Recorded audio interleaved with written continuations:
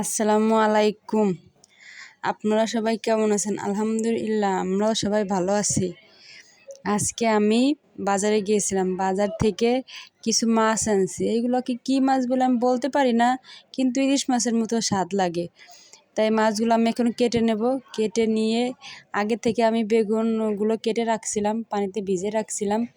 এখন হইতাছে মাছগুলো কেটে নিয়ে আমি ভালো করে ধুয়ে হইতাছে এগুলো রান্না করব। বেগুন, টমেটো, আলু এগুলো দিয়ে রান্না করব। আর ডাঁটার শাক আনছিলাম, ডাঁটার শাক হইতাছে ভাজি করব আর মাছ দিয়ে।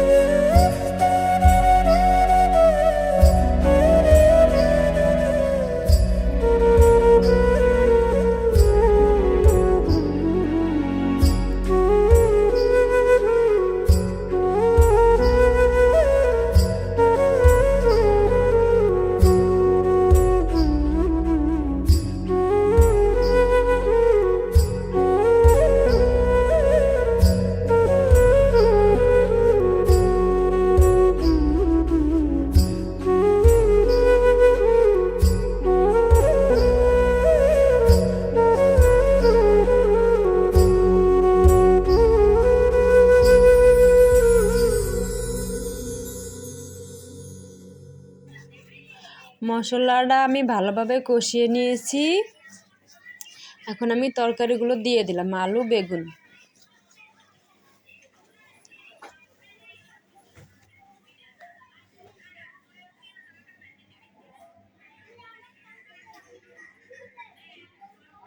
এখন তরকারিটা আমি ভালোভাবে নাড়াচাড়া দেব।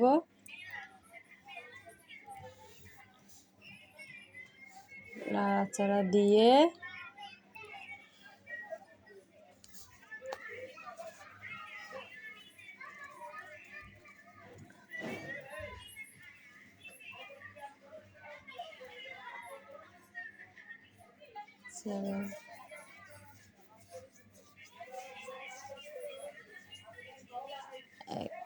এখন আমি তরকারিতে হালকা একটু কষানোর জন্য পানি দিয়ে দিলাম। মাশাআল্লাহ, তরকারিতে আমি ঝোলের পানি দিয়ে দিছিলাম।